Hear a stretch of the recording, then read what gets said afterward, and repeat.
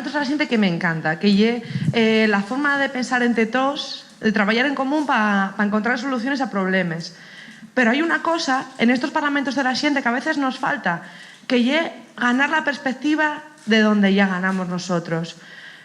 Muchas veces nos centramos solamente en lo que es lo negativo y todo lo que tenemos que cambiar, pero a mí hoy me gustaría que echáramos la vista atrás sobre unos 5 meses.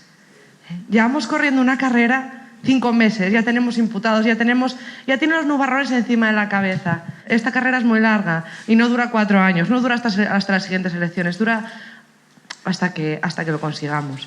Yo creo que hoy deberíamos hacer una reflexión muy grande, que es qué está pasando en los ayuntamientos del cambio hoy, que precisamente estamos en uno de ellos, que lle Angreo, y un sitio donde se gobierna, y un sitio donde se están cambiando las cosas poco a poco.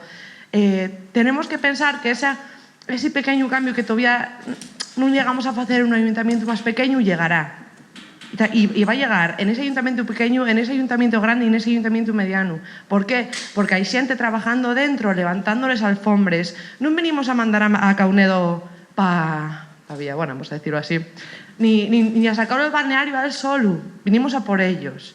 Y están dándose cuenta de ello. Muchos de esos tropiezos que estamos encontrando en los ayuntamientos pequeños que nos faen bullying, no nos dan los papeles que solicitamos, y es subsanable. ¿Por qué? Porque a nosotros no nos ganen solamente no dándonos un papel, ni negándonos una información.